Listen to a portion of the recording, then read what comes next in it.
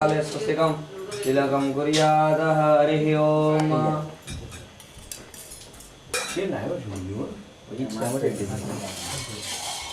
देव માટે અલગ રાખો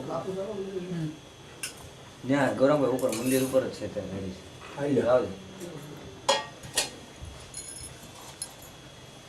हरिः ओम।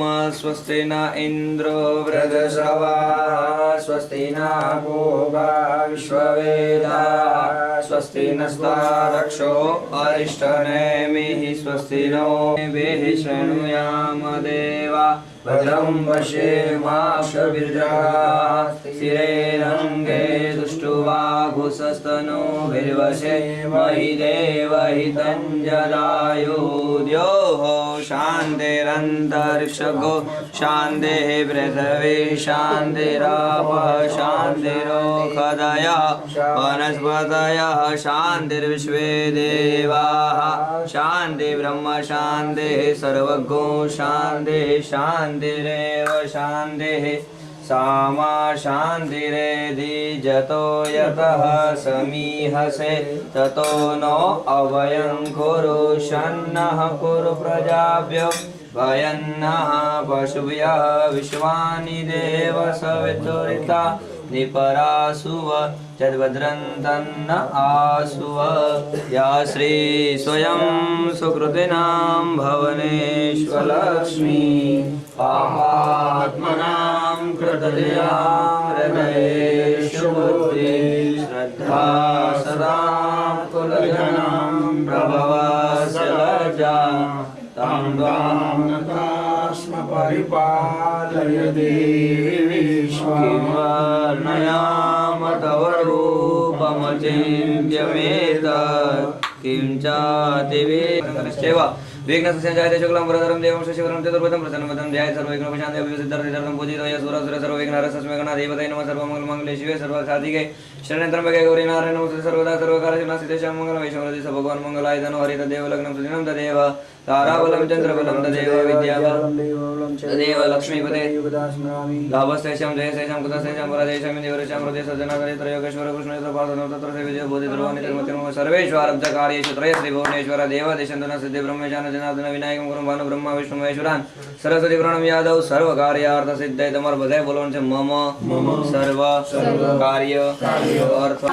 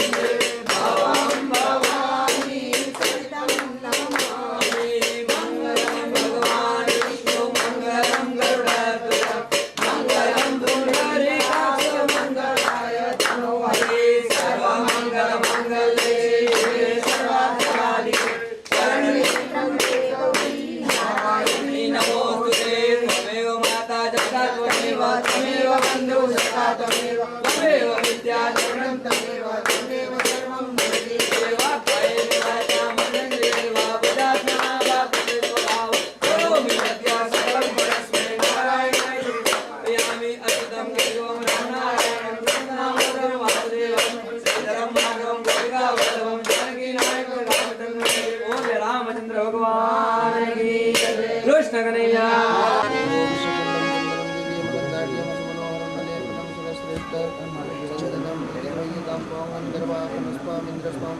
सोमो राजा विद्वान् लक्ष्मणमुच्यत तुलसीमुपचरितमुपजमञ्जरिं भो मोक्षपदागम्यं अर्पयामि हरिप्रियाय नमस्कारः समर्पयामि नमस्करोमि च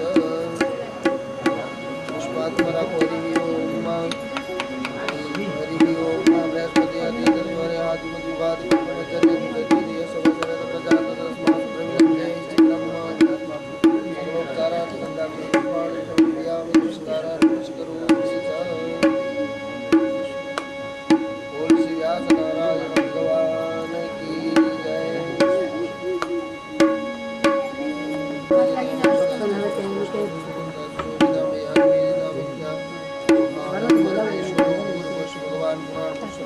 नमस्कारान् समर्पयामि श्रीमरूपाचरन्नरूपाचमञ्जरिं भो मोक्षप्रदायिनीं प्रार्थनापूर्वक नमस्कारान् समर्पयामि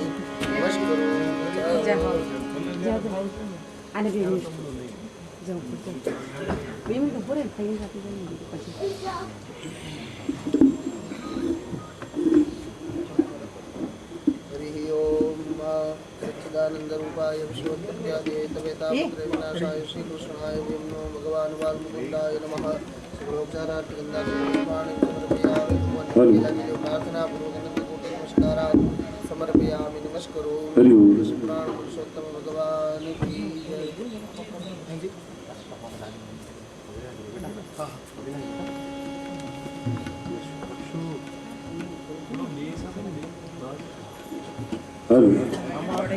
ओम सुखंडम चंद्रम दिव्यम गंधाढ्यम सुमनोहरम श्रेष्ठ चंद्रम श्रेष्ठ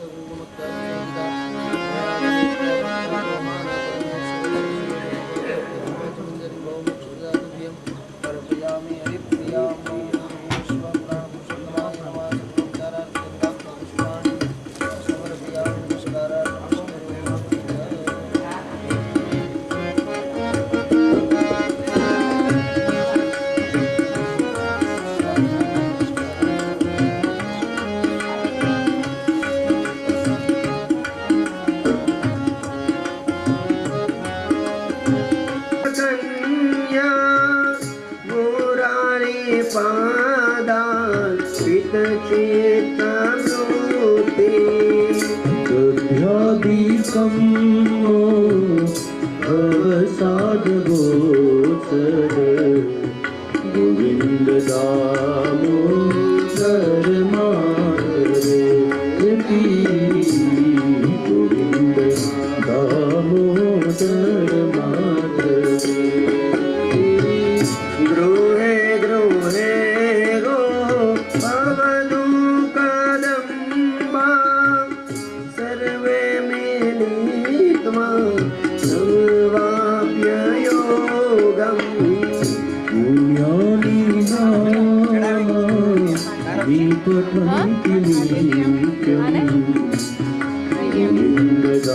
दामोदर माधवे गोविंद दामोदर माधवे शोकं शयना निजेऽपि नामानि विष्णु प्रवदन्ति स्थितं तन्मयतां व्रजन्ति गोविन्द दामोदर माधवे गोविन्द दामोदर माधवे जिह्वे सदैव भजतं नराणि कृष्ण मनोहराणि समस्त भक्ता विनाशनानि गोविन्द दामोदर माधवेति गोविन्द दामोदर माधवेति सुखावसाने इदमेव सारम् दुःखावसाने इदमेव ज्ञेयम् देहावसाने इदमेव जात्यम् गोविन्द दामोदर माधवेति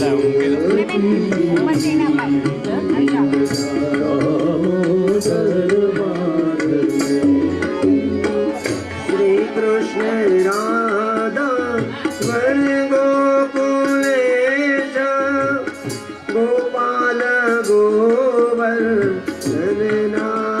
विष्णु जिह्वे पिबस्वा ऋतुमेत देवम् गोविन्द दामोदर माधवेति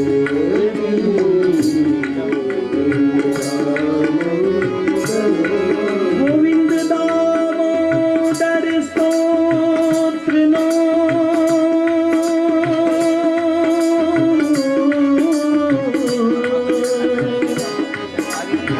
प्रेमथी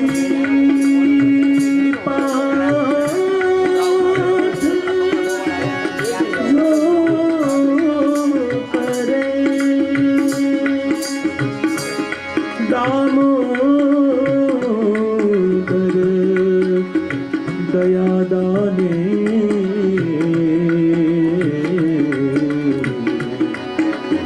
सहदे गगलोक संतरे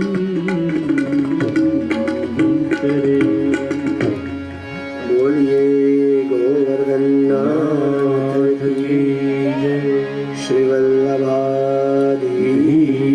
की जय श्याम सुंदर श्री यमुने महारानी की जय श्री गिरिराजधर की जय श्री वत्सोभान वैष्णव की जय श्री चौरियासी वैष्णव की जय सद्गुरु देव की जय सनातन धर्म की जय ओम नमः पार्वती पतये हर हर महादेव। સર્વ વૈષ્ણવોને મારા જય શ્રી કૃષ્ણ. જય શ્રી કૃષ્ણ. પ્રભુ શ્રી કૃષ્ણના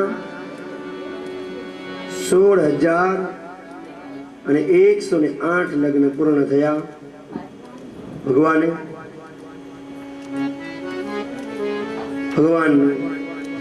લગ્ન સુંદર રીતે મંગલ રીતે લગ્ન થયા. સુંદર ભગવાનનો હવે શ્રીમદ ભાગવતજીની અંદર ભગવાનનો ગૃહસ્થાશ્રમની કથા આવે છે. ભગવાનનો ગૃહસ્થાશ્રમ કેવી રીતે ચાલતો આપણે જોઈએ. ભગવાનના 16,000 લગ્ન થયા. આ બાજુ રૂક્ષ્મણીજીને ખબર પડ્યું ભગવાન સત્યભામાજીને લઈ અને સ્વર્ગમાં ફેરવી આવ્યા.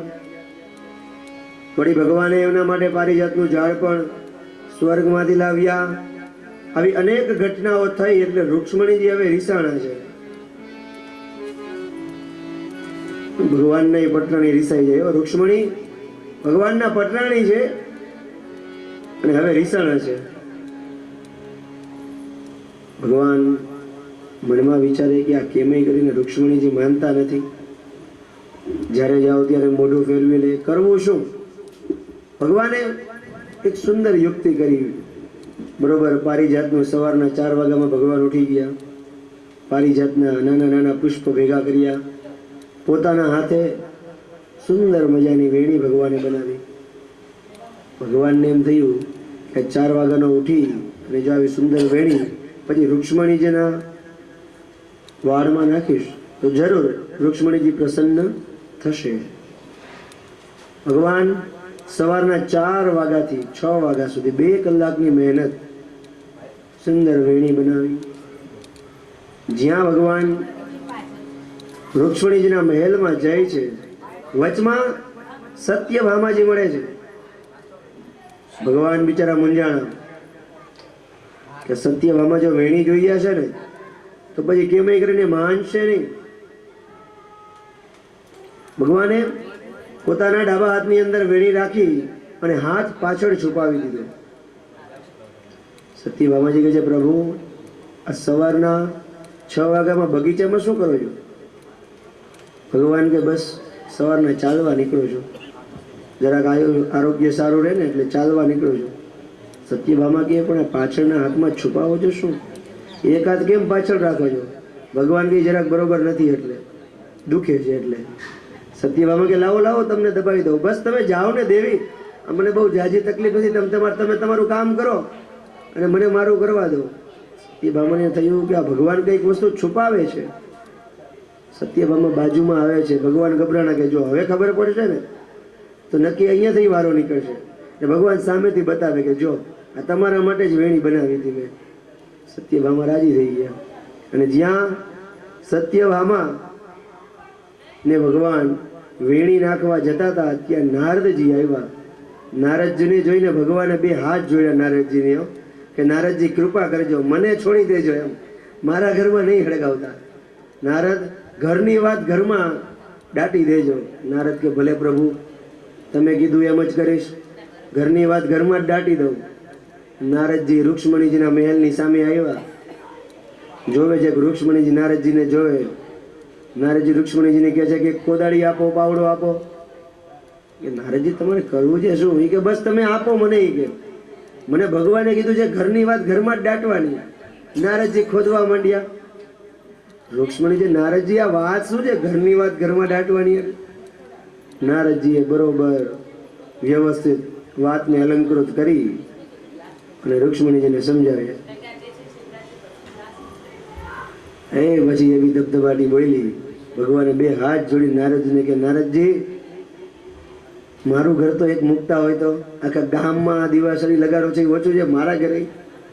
પરંતુ પ્રભુ સમર્થ છે. પ્રભુએ દરેકને મનાવ્યા છે. 16,008 રાણીઓને દરેકને એમ થાય કે પ્રભુને સૌથી વધારે પ્રેમ મારા પ્રત્યે છે. ભગવાને પોતાનું દિવ્ય લીલાનું દર્શન નારદજીને કરાવ્યું. નારદજી દરેકના ઘરમાં જાય, એક એક મહેલમાં જાય છે નારદજી, અને દરેક મહેલની અંદર નારદજીને પ્રભુના દર્શન થાય છે. 16,008 સ્વરૂપે ભગવાન દરેક મહેલની અંદર બિરાજમાન છે. આગળ ભગવાન પોતાની હજારો પત્નીઓ સાથે સુખ સ્વરૂપ બિરાજમાન છે. હવે ભગવાનને એક વખતે હવે રૂક્ષ્મણી સૌથી મોટા પટરાણી છે ને હવે ભગવાનને એકવાર મોટા પટરાણી હતા એટલે રૂક્ષ્મણીજીને એમ થયું કે ભગવાનને સૌથી વધારે પ્રેમ તો મારી સાથે જ છે. 16,008 ભગવાનની રાણી ખરા, પણ એમાં પટરાણી રૂક્ષ્મણીજી. એકવાર રૂક્ષ્મણીજીને અભિમાન આવી ગયું આ વસ્તુનું, અને ઈશ્વર કોઈનું અભિમાન તો રહેવા દે જ નહીં. ભગવાન રૂક્ષ્મણીજીને એક દિવસ કહેવા લાગ્યા કે જુઓ, ખરેખર હો રૂક્ષ્મણીજી, તમે મારી સાથે ખોટું પરણ્યા. આવા સરસ મજાના તમે રૂપાળા અને હું કાળીઓ કદરૂપો.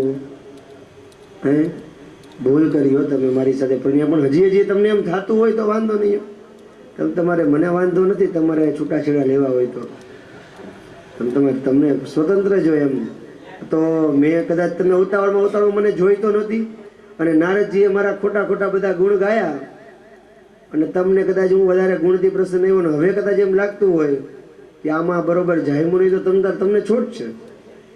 પાછું ભગવાન આગળ કહે છે કે જો હું તો પાછો એક ડરપોક માણસ છું. જરાસંઘ વખતે યુદ્ધમાં ડરીને ભાગી ગયો. કાલ સવારે માણસો એમ બી કહેશે કે તમે એક ડરપોકના ઘરવાળા. જોજો એમ અત્યારે તો પણ પાછળથી વાતો એવી થશે. તમે જ્યારે વિચારવું હોય તો વિચારી લેજો. વળી પાછું લૌકિક વ્યવહારમાં હું પછાત છું. ધનવાન માણસોને મારી યારે મિત્રતા જ ન હોય. નરસિંહ મહેતા, મીરાબાઈ, સુરદાસ ને આવા જ બધા મારા ગરીબ મિત્ર હોય. એટલે ધનવાન લોકો સાથે ઉઠવા બેઠવાનું મારે છે નહીં. હજી તમે વિચારી લ્યો. બીજું, દેવી મેં તમારું અપહરણ કર્યું છે. આ શિશુપાલ ને એ બધા મારા શત્રુ તો થયા જ છે. ગમે ત્યારે ડખો થશે તો કાંઈ બી થાય. એટલે હજી વિચારવું હોય તો વિચારી લ્યો. હજી કાંઈ બગડ્યું નથી. તમારો નિર્ણય ફેરવો હોય તો છૂટ છે. આટલું સાંભળીને રૂક્ષ્મણીજી ધ્રુસકે રડવા માંડ્યા. પ્રભુ, આજે એવી કેમ વાત કરો છો? કેમ મારા ત્યાગની વાત કરો છો? શું કાંઈ મારાથી ભૂલ થઈ? રૂક્ષ્મણીજીને મનોમન સમજાઈ ગયું કે પોતે જે અભિમાન કર્યું, પ્રભુએ પોતાના ભક્તોનું અભિમાન દૂર કરવા માટે લીલા કરે છે. લક્ષ્મીજી પ્રભુના સાક્ષાત અર્ધાંગિની હોવા છતાં પણ જો લક્ષ્મીજીને પણ અભિમાન આવે તો ભગવાન પોતાની દિવ્ય લીલાઓથી અભિમાનને દૂર કરે છે. ભગવાનનું સુંદર ગૃહસ્થાશ્રમ ચાલે છે. દરેક જગ્યાએ ભગવાન પ્રેમ અને વિનોદથી પોતાનો ગૃહસ્થાશ્રમ ચલાવે છે. ભગવાનને દરેક રાણીઓથી 10 દીકરા થયા છે. હવે આગળ શ્રી કૃષ્ણના સૌથી મોટા દીકરા પ્રદ્યુમ્ન, અને પ્રદ્યુમ્નને ત્યાં અનિરુદ્ધ થયા છે. અનિરુદ્ધની કથા ભાગવતજીની આવે. આ બાજુ પંજાબમાં મહાન શિવભક્ત બલિરાજાનો પુત્ર બાણાસુરે શિવજીનું તપ કરી અને 1000 હાથ મેળવ્યા. અને જ્યારે એ બાણાસુર પોતાના 1000 હાથથી વીણા વગાડતો, એવી સુંદર વીણા વગાડતો કે વીણા ચાલુ કરે એટલે સાક્ષાત શિવ પ્રગટ થતા અને શિવ નૃત્ય કરતા. આવો મહાન શિવ ભક્ત બાણાસુર પંજાબમાં થયો. પ્રહલાદના દીકરા બલિરાજા, બલિ રાજાનો પુત્ર બાણાસુર. બલિ પણ મહાન દાની થયો. પ્રહલાદ મહાન ભક્ત થયો. એનો પૌત્ર પ્રહલાદનો બાણાસુર પણ મહાન શિવ ભક્ત થયો. ભગવાન સાક્ષાત મહાદેવ બલરામના બાલાસુરના મહેલની રખેવાળી કરે. આવો મહાન શિવ ભક્ત. બાણાસુરની એક દીકરીનું નામ હતું ઉષા. ઉષાને એક વખતે રાત્રે સ્વપ્ન આવ્યું અને સ્વપ્નમાં એના વિવાહ અનિરુદ્ધ સાથે થયા. ઉષાએ આવું જોયું. ઉષા અનિરુદ્ધને ઓળખતી નહોતી. સવારે જેવી ઉઠી એટલે તરત જ એની બહેનપણી ચિત્રલેખાને બોલાવી. ચિત્રલેખા ચિત્ર દોરવાના કુશળ હતી. ગમે એના સ્વરૂપનું વર્ણન કરો તરત ચિત્ર દોરી દે. ચિત્રલેખાને પોતાના સ્વપ્નની વાત કહી. ચિત્રલેખા એ કાંઈ વાંધો નહીં, તો ખાલી મને બતાવ, હું એક પછી એક ચિત્ર દોરતી જાઉં છું. એ પુરુષ કોણ હતું? ચિત્રલેખા જેટલા દેવો હતા એ દેવોના ચિત્ર દોર્યા. ઉષાએ કીધું નહીં, આમાંથી કોઈ નહીં. ગાંધર્વોના, યક્ષોના, કિન્નરોના, કોઈમાં નહીં. ત્યારબાદ ચિત્રલેખાએ ધીરે ધીરે પ્રભુ શ્રી કૃષ્ણનું ચિત્ર દોર્યું કે હા છે તો કંઈક આવો, પણ આ નથી. ચિત્રલેખાએ પ્રદ્યુમ્નજીનું ચિત્ર કે હજી કંઈક થોડુંક ખૂટે. ચિત્રલેખા સમજી ગઈ આ તો અનિરુદ્ધ જ છે. અનિરુદ્ધનું ચિત્ર જેવું દોર્યું, ઉષાએ કીધું બસ આની સાથે જ વિવાહ થયા હતા. બસ મને હવે એની સાથે મારા વિવાહ થયા એટલે હવે તો એને લાવી આપ. ચિત્રલેખા કહે કે ઈ અનિરુદ્ધને લાવવા સહેલા નથી, કારણ કે દ્વારકાની નગરી ઉપર સુદર્શનનો પહેરો છે, ત્યાં કોઈનાથી જવાય નહીં. જીદ કરી ઉષાએ. ચિત્રલેખાએ કીધું ઠીક છે, એકવાર દ્વારકામાં જવા તો દો. આકાશ માર્ગે જ્યાં ચિત્રલેખા જાય છે ત્યારે ભાંગિયાના ભેરુ નારદજીને યાદ કર્યા. નારદજી પહોંચી ગયા. બોલો દેવી, કઈ પ્રોજેક્ટ હોય તો બતાવો. ચિત્રલેખા સમજાવે છે કે આ ઘટના થઈ છે પ્રભુ, અને હવે તો અનિરુદ્ધને દ્વારિકામાંથી લાવવાના છે. નારદજી કે આ તો બહુ મજા આવશે. અત્યાર સુધી ભગવાન બીજાના મહેલમાંથી છે ને સ્ત્રીઓને ચોરીને આવતા હતા, ઘરવાળાને ગમે ત્યાંથી ચોરી આવે. આ પહેલી વાર બનશે કે એના ઘરમાંથી ચોરી થશે. બહુ મજા આવશે. તમારે મારો 100% તમને સહકાર કરો. ચિત્રલેખા કે બસ તમે એટલું કરો કે હું જ્યારે ચપટી વગાડું આકાશમાં, એટલે તમે સુદર્શનને ગમે એ રીતે વાતમાં ઘોળવી લેજો. એ મને જોઈ ન જાય એટલું કરજો. અને હું પાછી મારું કામ બતાવી અનિરુદ્ધને લઈને બહાર આવીશ, એટલે એક ચપટી મારીશ, આકાશમાં ચમકારો થાય એટલે સમજો કે મારું કામ પતી ગયું. નારદજી કે કાંઈ વાંધો નહીં. નારદજી આ બાજુ દ્વારકામાં આવ્યા. સુદર્શન મહારાજે નમસ્કાર કરી, આવો આવો નારદજી. અડધી રાતે ભૂલા પડ્યા. નારદજી કે અમારે શું દિવસ ને શું રાત, અમારે ભગતને એવું કંઈ હોય નહીં, પણ એ કે તારા મનને શાંતિ નથી સુદર્શન. આખો દી આમ ઘુમરાડી જ મારતો હોય આખી દ્વારિકામાં. એ કે અહીંયા કોણ દ્વારકામાં રાતે આવવાનું છે, શાંતિથી મારી યાર સત્સંગ કર ને. સુદર્શન કે મહારાજ તમારી વાત તો સાચી હો, પણ શું કરવું, પ્રભુની આજ્ઞા છે એટલે મારે રક્ષા કરવી પડે ને. તો બધા સૂતા છે તો નારદજી કે હું કહું છું ને કાંઈ નથી થવાનું, તમે તમારે બે મારી પાસે હાલ, આપણે ભગવાનની બે ચાર વાતો કરી. સુદર્શન બિચારો નારદજીમાં બોળવાઈ ગયો, બેહી ગયા. નારદજીએ ભગવાનની કથાઓ ચાલુ કરી, આમ થયું ને તેમ થયું. ઉપર જોતા જાય, નારદજીએ ખબર પડી કે ચિત્રલેખા ગઈ મહેલમાં, જોવે છે દરેક મહેલને. આ તો ભગવાનનો પરિવાર કેટલો મોટો હતો. વિચાર કરો, ભગવાનની 16,008 રાણીઓ, અને એમાં દરેક રાણીને 10-10 દીકરા. ચિત્રલેખા દરેક મહેલમાં જોવે. આ માંડ અનિરુદ્ધ મળ્યા, સૂતા હતા, ખાટલા સહિત ઉપાડ્યા અને આકાશ માર્ગે લઈ જાય છે. ચમકારો કર્યો આમ. નારદજી સમજી ગયા બસ અહીંયા જે કથા ચાલતી હતી અધૂરી હતી. નારદજી કે બસ હવે મારો ટાઈમ થઈ ગયો. સુદર્શન મહારાજ કે પણ આમ કઈ અધૂરી કથા મુકાય? એ કે હવે પાછું ક્યારેક આવવાનું થશે ને ત્યારે સંભળાવીશ. તું તો નવરો છો, કઈ હું થોડો નવરો છું. તું તમને તારું કામ કરી, કે તને કઈ કામ ધંધો છે કે નહીં? અમારી પાસે બેસી ગયો. સુદર્શન કે મહારાજ તમે તો મને બેસાડ્યો, હવે તો હું એમ જ કહેતો હતો તારે તો તારું કામ કરવું જોઈએ ને. તમે તમારે તું ભલે નવરો હોય, મારે જવું છે. સુદર્શન મહારાજ કે નક્કી કંઈક ડખો થયો લાગે છે, ફટાફટ ચક્કર મારો ને, પણ કઈ ખબર ન પડી. આમ ચિત્રલેખાએ અનિરુદ્ધને લઈ ઉષા પાસે લઈ આવ્યા. ગાંધર્વ વિધિથી બંને જણાએ મંદિરમાં વિવાહ કર્યા. થોડાક સમય પછી બાણાસુરને આ ખબર પડી. બાણાસુરને ખબર પડી એટલે એને અનિરુદ્ધને નાગપાશથી બાંધી દીધા અને અસહ્ય અનેક પ્રકારની યાતનાઓ અનિરુદ્ધને આપવા માંડ્યા. હવે આ એક દીકરો ખોવાણો, બધા શોધ્યા, પણ આ વસ્તુમાં 6 મહિના વહી ગયા. નારદજી પાછા એકવાર દ્વારકામાં આવ્યા. ભગવાનને આવ્યા, જય શ્રી કૃષ્ણ ભગવાન. ભગવાન કે જય શ્રી કૃષ્ણ.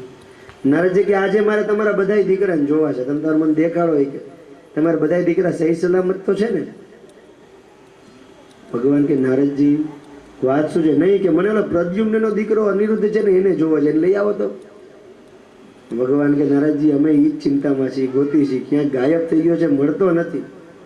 તમે તો ત્રિલોકના પ્રેસ રિપોર્ટર છો, તમને તો બધી ખબર હોય, કંઈક જાણતા હોય તો કયો. નારદજી કે પ્રભુ તમે તો અંતર્યામી છો. ભગવાન કે મશ્કરી કરો મને, મનુષ્ય જન્મમાં મારી કઈ મર્યાદાઓ છે? નારદજી કે તો જાઓ, પંજાબનો રાજા બાણાસુર તમારા દીકરાને નાગપાશમાં બાંધીને બેઠો છે, અને તમારે છોડાવો હોય તમે તમારે છોડાય આવો. આખા દ્વારિકાના બધા યાદવો ગરુડ પર બેસી અને પંજાબમાં બાણાસુરને ત્યાં આવ્યા. ભગવાન શ્રી કૃષ્ણએ ગરુડને આજ્ઞા આપી, અનિરુદ્ધને નાગપાશમાંથી મુક્ત કર્યો. અનિરુદ્ધ નીચું મોઢું જોતા જોતા આવજો ભગવાન પાસે. ભગવાન કે આમ મોઢું નીચું ન કરાય, ઊંચું રાખ. આ તારા દાદાએ ઘણું આવા પરાક્રમ કર્યા, તમે તમારી ચિંતા કરમાં, આ તો આપણા કુળની પરંપરા છે. ભગવાને બાણાસુરને કીધું કે શાંતિથી દીકરી આપી દે, નકર આગળ ડખો મોટો થશે. બાણાસુર માન્યો નહીં. અભિમાન હતું બાણાસુરને પોતાના સહસ્ત્ર હાથનું. જેના દરવાજે સાક્ષાત ભોળાનાથ રક્ષા કરવા ઉભા હોય એ બાણાસુરને અભિમાન ન હોય?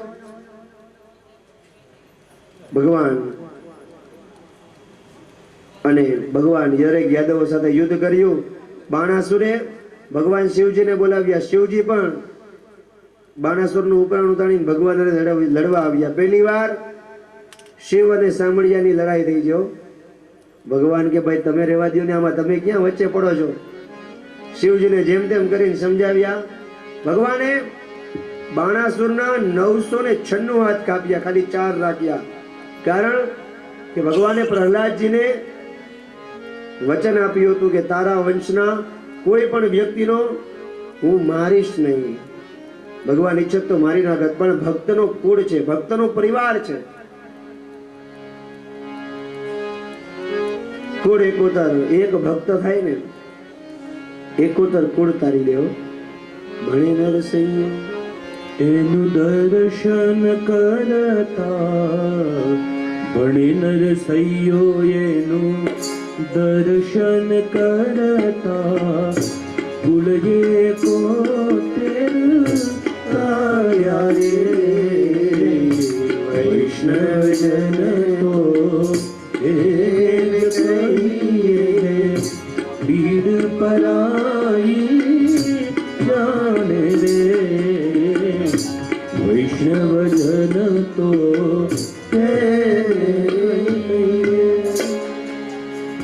એક ભક્ત થાય ને એકોતર કુળને તારી દે. પ્રહલાદજીએ પોતાના અસુર જાતિના હોવા છતાં આખા કુળને તારી દીધું. ભગવાને બાણાસુરના 4 હાથ રાખી દીધા. બાણાસુરની પત્ની ભગવાનના શરણમાં આવી. પ્રભુ, અમારી દીકરી ઉષાનો સ્વીકાર કરો. પ્રેમથી અનિરુદ્ધ સાથે આપ ઉષાને પરણાવો. ઉષા અને અનિરુદ્ધના લગ્ન થયા. હવે એક દિવસ દ્વારિકામાં ઉષા ભગવાન પાસે આવી. ભગવાન એમની સેવાથી પ્રસન્ન થઈ. ભગવાને ઉષાને બેસાડી, બેટા બેસ, તારી કઈ ઈચ્છા છે? હા બેટા, તારી ઈચ્છા હોય તો બોલ. જુઓ ઉષાએ શું માગ્યું કે પ્રભુ, મારા બાપને કોઈ દીકરો નથી, આપ સમર્થ છો, મને ખબર છે. મારા બાપને તમે જીવતો રાખ્યો એ પણ એના ઉપર કૃપા કરી, પરંતુ પ્રભુ હજી એક કૃપા વધારે કરો. અમારો વંશ, મારા બાપનો વંશ ન પૂરો થાય ને, અટકી ન જાય, માટે એક દીકરો આપો. ભગવાન કે પણ ઉષા, તારા પિતાની આ જન્મમાં તો શું, પણ 7 જન્મ સુધી દીકરો નથી. ઉષા કહે છે પ્રભુ, આપના સામર્થ્યને હું જાણું છું. આપ ધારો ને તો જન્મો જન્મના દરિદ્રને પણ સ્વર્ગનો વૈભવ આપી શકવા માટે સમર્થ છો. તો શું મારા બાપને એક દીકરો ના આપી શકો? આમ દીકરીએ સ્વસુર, સાસરાનું કુળ અને બાપનું કુળ, એમ બંને કુળને તારનારી દીકરી બન્યો. પ્રભુ પ્રસન્ન થયા, પિતૃભક્તિથી પ્રસન્ન થયા અને બાણાસુરને દીકરો આપ્યો છે ભગવાનની કૃપાથી. આવું સુંદર વરદાન માગી દીકરીએ પોતાની ભાવના, પિતૃભક્તિને ભગવાનની સામે સિદ્ધ કરી. આગળ ભગવાન અનેક લીલાઓ કરે છે. હવે એક વખતે ભગવાનના દીકરાઓ સાંબ, પ્રદ્યુમ્ન, ચારુબાનું બગીચામાં ફરવા માટે ગયા. જલ પીવાની ઈચ્છા થઈ. જ્યાં કૂવાની અંદર આવે છે તો કૂવાની અંદર એક મોટો કાચિંડો જોયો. ભગવાનને ખબર આપ્યા. ભગવાન એ કૂવા પાસે આવ્યા અને એ કાચિંડાને ભગવાને જેવો ચરણ સ્પર્શ કર્યો, એમાંથી એક દિવ્ય પુરુષ ઉત્પન્ન થયો. દિવ્ય પુરુષ ઉત્પન્ન થઈ અને ભગવાનના ચરણમાં વંદન કર્યા. દિવ્ય પુરુષે પોતાનો પૂર્વ જન્મ સંભળાવ્યો કે પૂર્વકાળમાં રાજા ઇક્ષ્વાકુનો પુત્ર રાજા નૃગ હતા. નૃગ રાજાએ પોતાની કથા કીધી કે શા માટે આ કાચિંડાનો અવતાર લેવો પડ્યો. નૃગ રાજાએ કીધું કે રોજ નૃગ રાજા બ્રાહ્મણોને 10,000 ગાયોનું દાન કરતા હતા. નિત્ય 10,000 ગાયોનું દાન કરે. એક દિવસ થયું એવું, ગામડામાં ગાયો હોય એટલે ગાયોને ચરાવનાર તો એક જ હોય. બધી ગાયો ભેગી જ જાય અને સાંજે ગોવાળ બધી ગાયોને અલગ કરી એના ઘરે મોકલી દે. એકવાર ગોવાળથી ભૂલ થઈ, બ્રાહ્મણને દાનમાં આપેલી ગાય મૃગરાજાની ગૌશાળામાં વહી ગઈ. બીજે દિવસે મૃગરાજાએ એ જ ગાયનું પાછું દાન આપી દીધું. હવે જે બ્રાહ્મણની ગાય ભૂલથી ગઈ હતી એ મૃગરાજા પાસે આવે છે અને વિનંતી કરે, પ્રભુ રાજન, ભૂલથી મારી એક ગાય તમારા દરબારમાં આવી ગઈ છે, ગૌશાળામાં આવી ગઈ, ગાય મને પાછી આપી દો. રાજાને તપાસ કરાવી તો ખબર પડી કે ઈ ગાયનું દાન લેવાઈ ગયું. બીજા બ્રાહ્મણને દાન લેવાનું એટલે હવે દાન પાછું તો લેવાય નહીં. રાજાએ એ બ્રાહ્મણને સમજાવ્યું કે હું એક ગાયના બદલામાં તમને 10,000 ગાયો આપું. બ્રાહ્મણ કે જો હું રાજન આવું કરું તો મને ગો વિક્રયનું પાપ લાગે, માટે મારે કશું જોતું નથી. જો બ્રાહ્મણ એ ગાયના બદલામાં કંઈક લે તો એને પોતાની ગાય વહેંચી એટલે ગો વિક્રયનું પાપ લાગે. અને રાજન જો બીજા બ્રાહ્મણ પાસેથી પાછું લે તો દીધેલું દાન પાછું લેવાય નહીં. આની દુવિધા થઈ. એક ભૂલ, દીધેલું દાન ભૂલથી પાછું લેવાઈ ગયું. દાન એકવાર દઈ દીધું પછી એના ઉપર આપણો અધિકાર રહેતો નથી.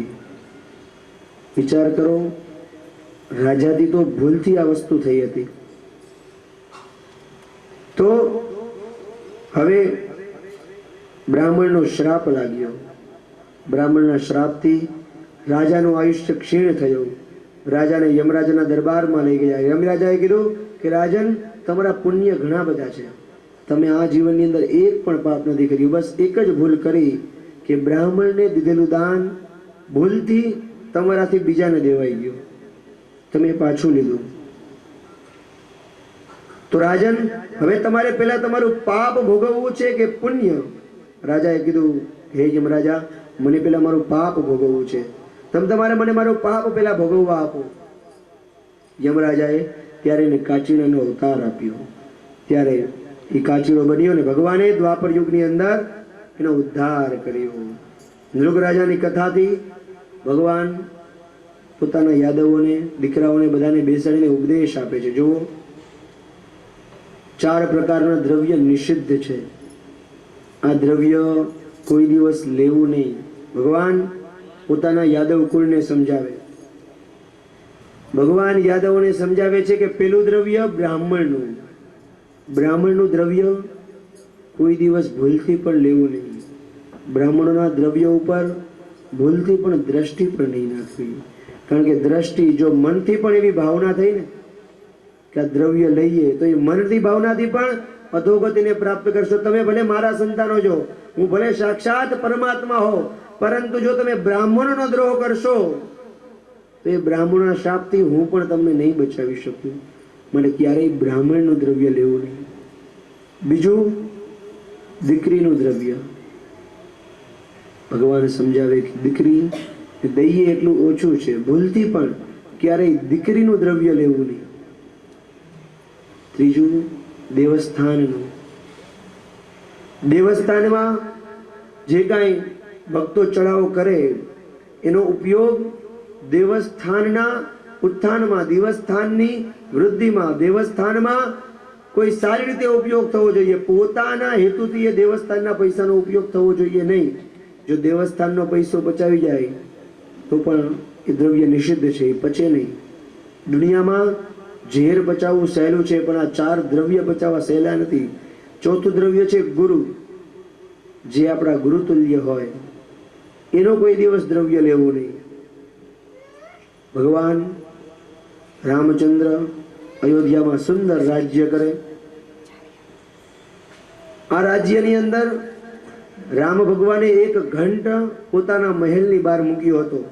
કે જેને ફરિયાદ કરવી હોય એ 3 વાર ઘંટ વગાડે એટલે પ્રભુ શ્રી રામ એની ફરિયાદ સાંભળવા જાય.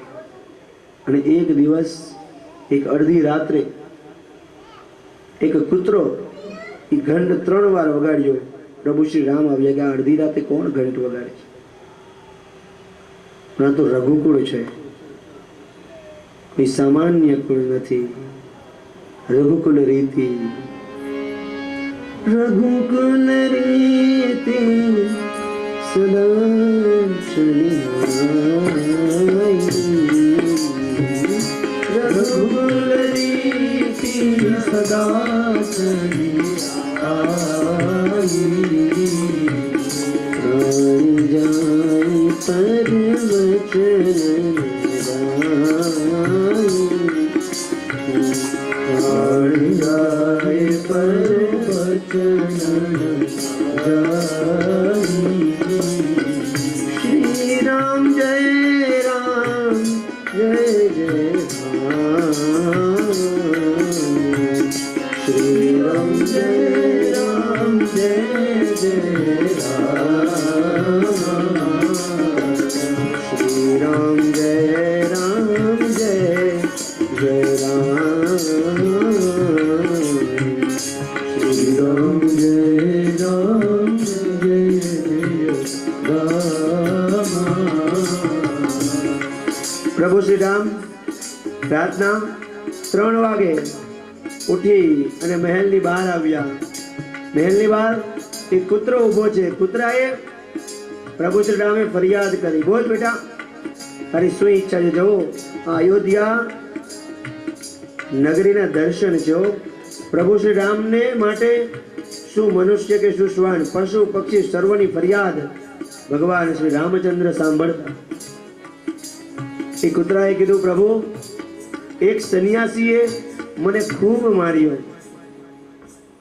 મારી કઈ ભૂલ નથી છતાં પણ મને ખૂબ માર્યો છે. પ્રભુ શ્રી રામે કીધું કે કંઈક તો કરવું હશે.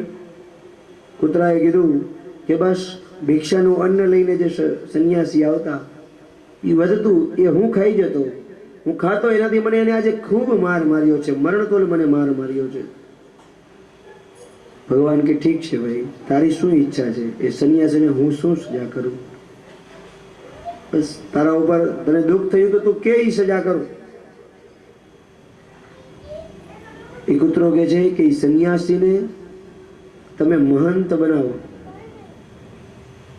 ભગવાન કે તું એના ઉપર કૃપા કરે છે કે પછી એને તને જે તકલીફ થઈ એની વેદના કહે છે? મહંત બનાવો એટલે એના ઉપર તું કૃપા કરે છે કે નહીં પ્રભુ, કૃપા નથી કરતો, સાચું કહું છું. જો આ રામ રાજ્ય છે, રામ રાજ્યમાં જેનાથી અપરાધ થયો હોય એ અપરાધીએ જેનો અપરાધ કર્યો હોય એના મુજબ સજા આપવામાં આવતી. આ રામ રાજ્ય. અત્યારે હવે આપણા ભારતમાં આવું રામ રાજ્ય નથી. અત્યારે તો ચીબડાના ચોરની ફાંસીની સજા થાય અને જેને દેવી જોઈએ બધા પ્રેમથી છટકી જાય. અત્યારે આવું આપણું ભારત થઈ ગયું છે. કરુણા છે. એક વખતે રામ રાજ્ય હતું કે જેનો બી એક શ્વાનનો અપરાધ થયો, કૂતરાનો, પ્રભુ શ્રી રામે એમને પણ પૂછ્યું છે કે તું કે એવી એમને સજા આપો. તમ તારે બોલ તારી શું ઈચ્છા છે? અને આવું અત્યારે આરબ દેશની અંદર છે. આરબના અમુક દેશો એવા છે કે કદાચ તમે ચોરી કરી હોય તો જેના ઘરે ચોરી કરી હોય ને પોલીસ બોલાવીને કહેશે કે આને શું સજા કરીએ. ત્યાં કોર્ટ આવતી જ નથી. ચોરી કરી એટલે પોલીસ જ કે આને શું સજા કરી? તમે કહો તો છોડી દઈ, તમે કહો તો એના હાથ કાપી નાખી. રામ રાજ્યમાં પરંતુ એ કૂતરાએ કીધું કે તમે આને મહંત બનાવી દો. ભગવાન કે તું વિચારીને કે હું તો બનાવી દઈશ. ત્યારે કૂતરો પોતાનો પૂર્વજન્મ કે છે કે પ્રભુ પૂર્વજન્મમાં હું પણ એક મહંત હતો. આજીવન દેવસ્થાનનું દ્રવ્ય ખાઈને મેં તાગડ ધીરના કર્યા. મહંત હોવા છતાં દેવસ્થાનનું દ્રવ્ય હું ખાતો હતો. એ દેવસ્થાનનું દ્રવ્ય ખાધું મેં એટલે મારે બીજા જન્મમાં કૂતરો બનવું પડ્યું. માટે પ્રભુ તમ તમારાને મહંત બનાવવાનો એક નહીં 2 જન્મ બગડશે. મહંત બનશે એટલે દેવ દ્રવ્ય ખાશે અને દેવ દ્રવ્ય ખાશે એટલે બીજા જન્મમાં કૂતરો થશે. તમ તમારે બનાવી દો મહાન. આમ જો દેવ દ્રવ્ય ખાઈએ ને તો ખરેખર 2 જન્મ બગડે. માટે ક્યારેય બ્રાહ્મણનો પૈસો નહીં ખાવો. પછી એ કર્મકાંડી બ્રાહ્મણ હોય કે કર્મકાંડ ન કરતા હોય, આપણે સૌ તો બ્રાહ્મણ જ છીએ.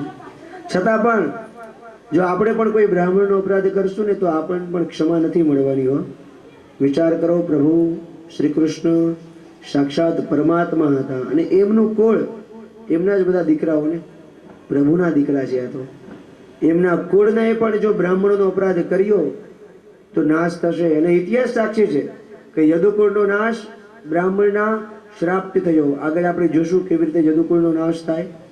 માટે મારે તમને એક જ વસ્તુ સમજાવવાની કે જીવનની અંદર કોઈથી બ્રાહ્મણોનો દ્વેષ નહીં કરતા, સાધુ સંતોનો દ્વેષ નહીં કરતા. દીકરીનો પૈસો બને ત્યાં સુધી લેવો નહીં. એવી કોઈ મજબૂરી હોય, એવી કોઈ તકલીફ હોય તો લેવામાં વાંધો નહીં, પરંતુ કોઈ તકલીફ નથી તો દીકરીનો પૈસો કોઈથી લેતા નહીં.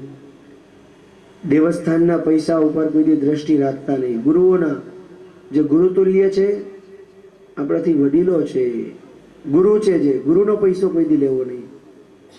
આ ચારમાંથી જો કોઈ એક બી અપરાધ કરશો ને તો એકેય જન્મમાં આપણે છૂટવાના નથી તમે. માટે ક્યારેય પણ બ્રાહ્મણોનો અપરાધ નહીં કરો. ભગવાન આવું યદુકુળને સુંદર સમજાવે છે કે ભૂલથી પણ, ભગવાનને તો ખબર જ હતી, જ્ઞાની હતા કે બ્રાહ્મણોનો દ્રોહ થવાનો જ છે, છતાં પણ સમજાવે છે કે ભૂલથી પણ ક્યારેય બ્રાહ્મણોનો દ્વેષ કરતા નહીં. બ્રાહ્મણોને રાજી રાખજો. તમારી ઘરે આવે બ્રાહ્મણો, સાધુ સંતો, તો રાજી કરીને મોકલજો. દીકરી ઘરે આવે તો દીકરીને ક્યારેય દુઃખી કરીને નહીં મોકલતા. દીકરી ઘરે આવે પ્રેમથી મા બાપની તો એને રાજી કરીને મોકલજો, યથોચિત એનું સન્માન કરજો. ગુરુ ઘરે આવે તો ગુરુને ક્યારેય ખાલી હાથે નહીં મોકલતા. બ્રાહ્મણો, સાધુ સંતો ક્યારેય ઈશ્વરે જો આપણને કંઈક દીધું હોય તો દેવું, ન દીધું હોય તો પ્રેમથી જમાડી ચા પાણી પીને રવાના કરવા. તેજી તારા રંગ પાડોશી અને બાળને મોઢે તું કર્યા. નંદ બાબા અને યશોદા બલરામજીના ખબર અંતર પૂછે છે. યશોદાજીના આંખમાં આંસુ આવી ગયા. હે બેટા, તમે ક્ષેમ કુશળ તો છો ને? તમને બેટા કઈ તકલીફ તો નથી ને? કૃષ્ણ કનૈયો મને યાદ કરે બેટા? હવે તો સાંભળ્યું છે બહુ મોટો રાજા થઈ ગયો, દ્વારકાધીશ બની ગયો. હું આ દાસી બેટા એને યાદ આવું છો? દાઉ ભૈયા આવું સુંદર. યશોદામાં દાઉ ભૈયાને પૂછે, જો ભોળા છે યશોદાજી, એકદમ ભોળા છે. દાઉ ભૈયા સમજાવે કે મામા, કનૈયો ભલો એટલે મોટો રાજા થયો હોય, પરંતુ સાચું કહું છું કે તમને કોઈ દિવસ ભૂલ્યો નથી. હવે દાઉ ભૈયા બધી ગોપીઓને મળવા જાય છે. બધી ગોપીઓ બધા કૃષ્ણના ક્ષેમ સમાચાર પૂછે છે. હવે દાઉ ભૈયા યમુના કિનારે આવ્યા અને ગોપીઓએ જે 100 વર્ષનો વિરહ હતો બલભદ્રજી આવીને ઠાર્યો છે. ભગવાન શ્રી કૃષ્ણએ પોતાની ગોપીઓ માટે એક કાગળ લખીને મોકલ્યો. 100 વર્ષના વિયોગ પછી પણ શ્રી કૃષ્ણને ગોપીઓ ભૂલી નથી. આ ભક્તિની અનન્યતા છે. 100 વર્ષનો ભગવાનનો વિરહ છે, છતાં પણ હજી સુધી ગોપીઓ ભગવાનને ભૂલી નથી. હજી એ જ ભગવાનની મસ્તીમાં એ જ રીતે ભગવાનને નિત્ય સ્મરણ કરે. સવારે ઉઠે અને સુંદર સ્મરણ કરે.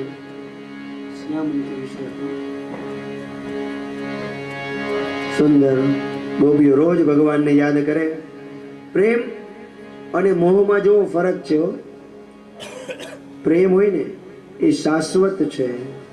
1000 વર્ષ પછી પણ એ પ્રેમનો નાશ નહીં થાય, પરંતુ મોહ હશે ને, એ વર્ષ 2 વર્ષ 5 વર્ષ રહેશે, પછી મોહ ઓસરી જશે. પ્રભુ પ્રત્યે ગોપીઓને પ્રેમ છે, અનન્યતા છે. 100 વર્ષના વિયોગ પછી પણ વિસરાતી નથી. જો એક ભાઈ જમવા બેઠા હતા, કઢી થોડીક વધારે ખાટી હતી. એ ભાઈ જોરથી બૂમ પાડી કે આ કઢી કોણે બનાવી? આટલી બધી ખાટી? એની માએ કીધું કે તમારા ઘરવાળાએ બનાવી, તારી વવે બનાવી. મારી વવે બનાવી? અરે કેવી સરસ છે, જો સરસ મજાની ખટુમણી કઢી. આવી તો ફર્સ્ટ ક્લાસ કઢી આવી જોઈએ ને, ખાટી.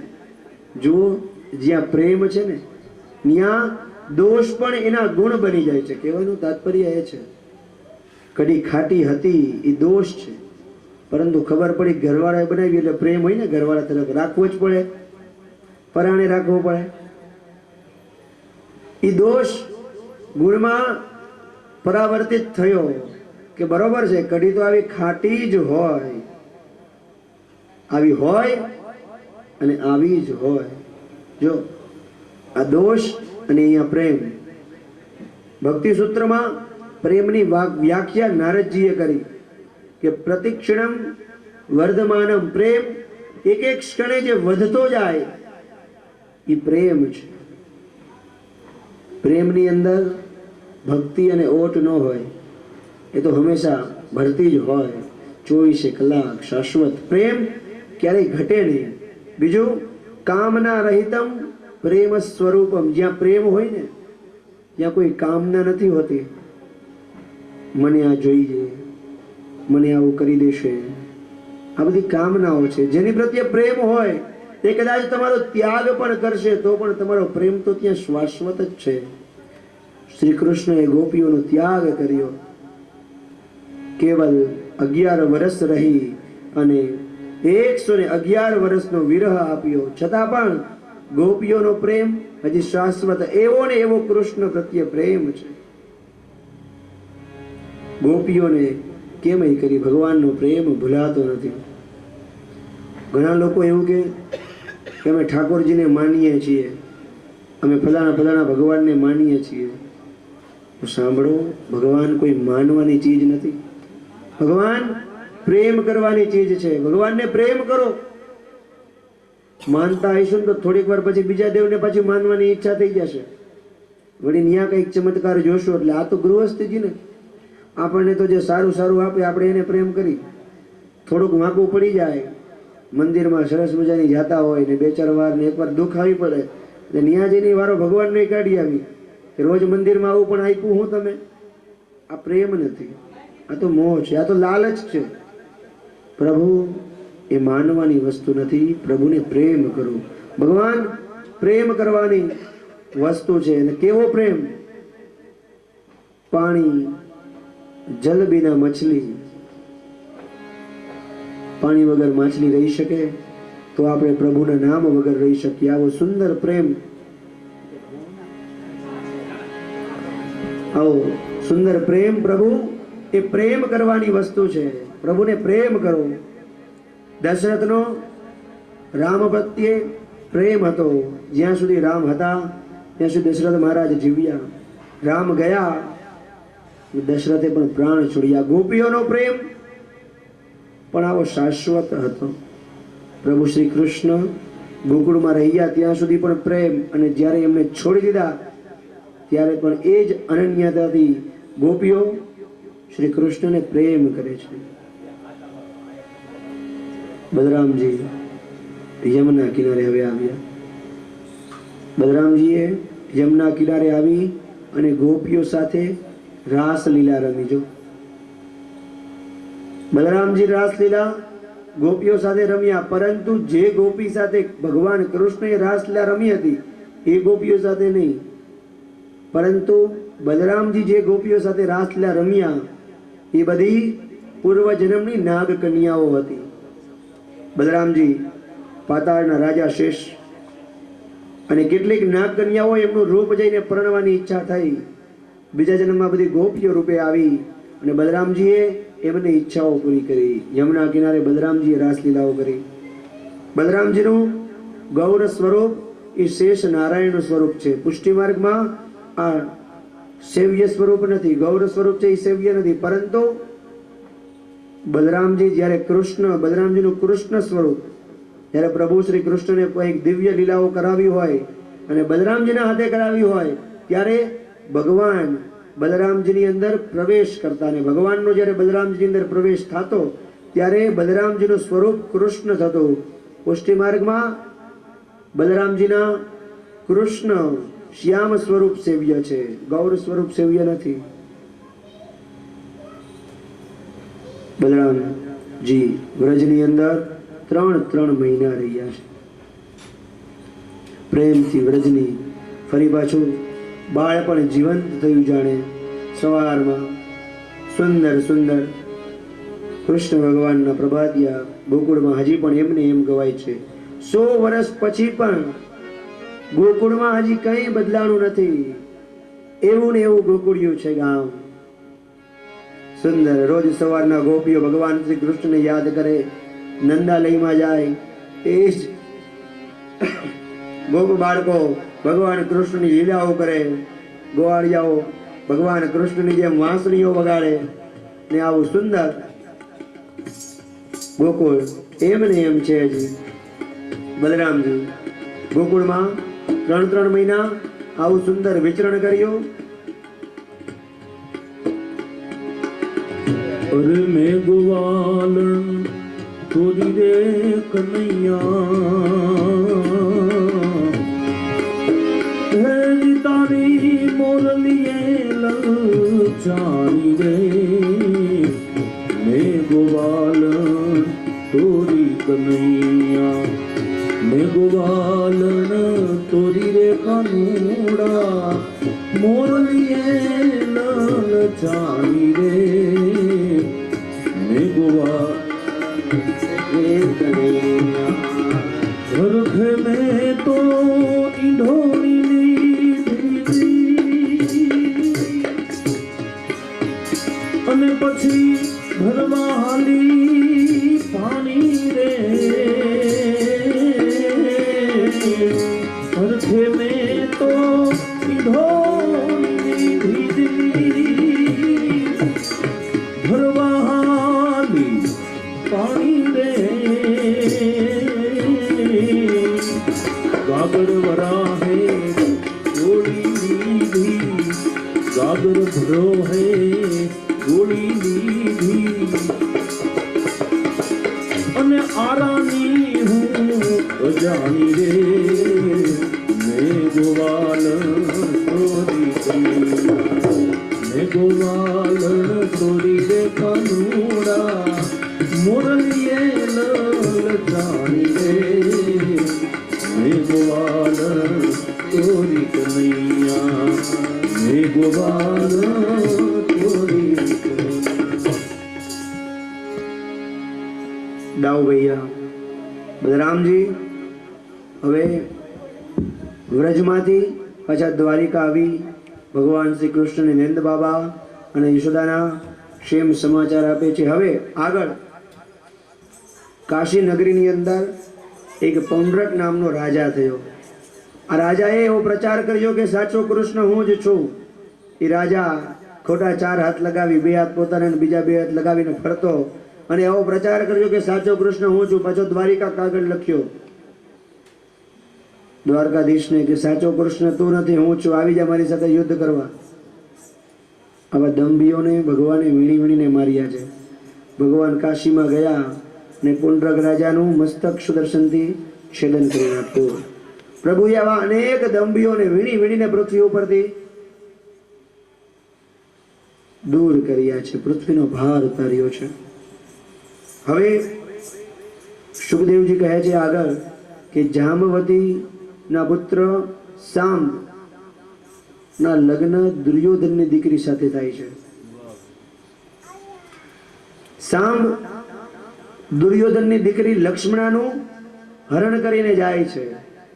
લક્ષ્મણનું હરણ કર્યું, કૌરવોને ખબર પડી. કૌરવો ક્રોધિત થયા છે કે આ ગોવાળિયાઓ યાદવોની હિંમત તો જોવો. કૌરવ કુળની દીકરીનું હરણ કર્યું. કર્ણ વગેરે યોદ્ધાઓએ એમનો પીછો કર્યો. સામને પકડી લીધો છે, જેલમાં નાખ્યો. સામને અનેક પ્રકારની યાતનાઓ આપે છે.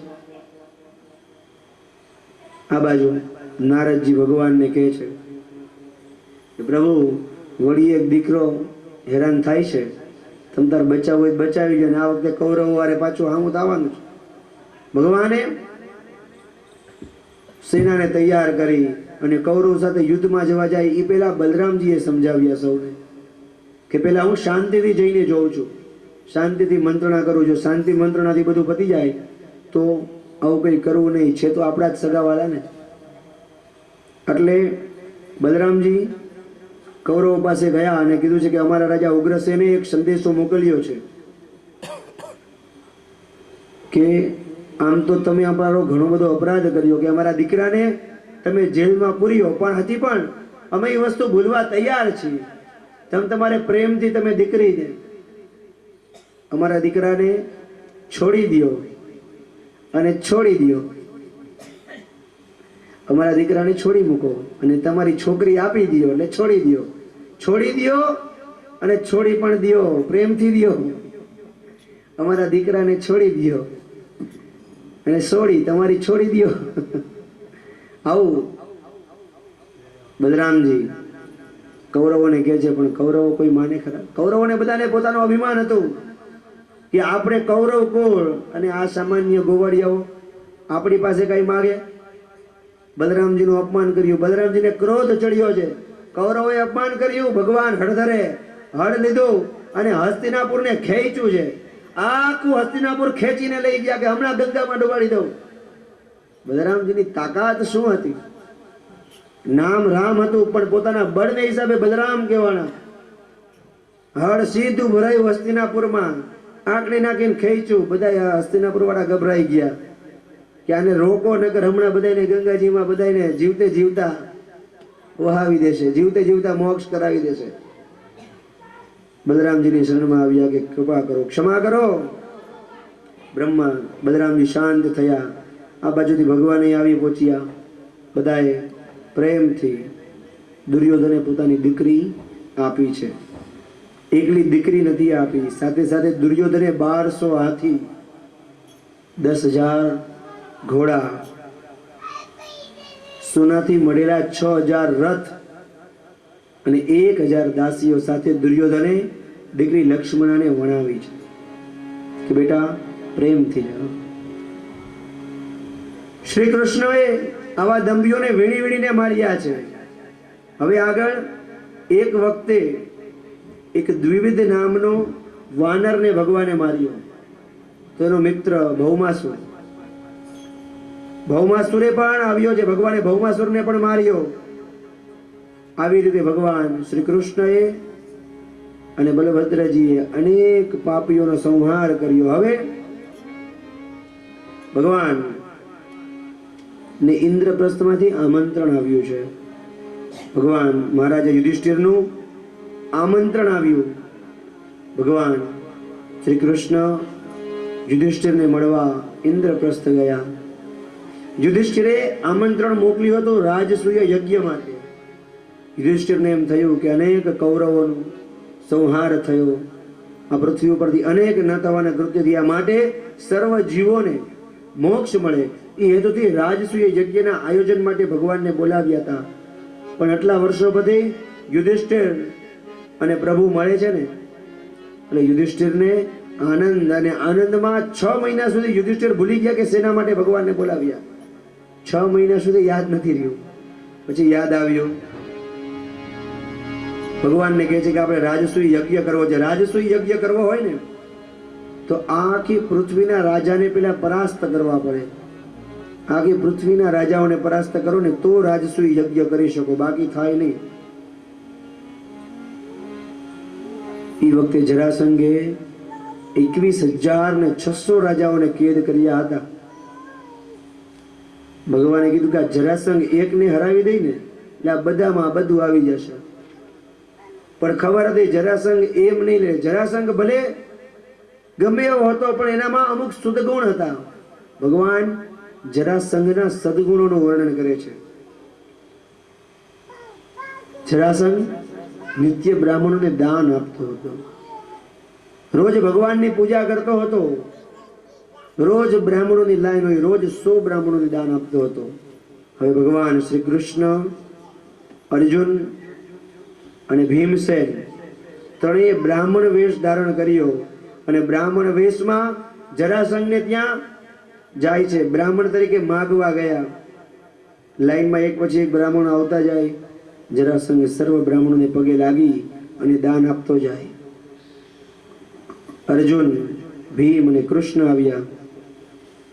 જરાસંઘ એમને જોઈને કતરાય છે કે આ લાગે છે બ્રાહ્મણ જેવા, પણ આ લાગતા નથી. આને કંઈક જોયું હોય એવું લાગે છે.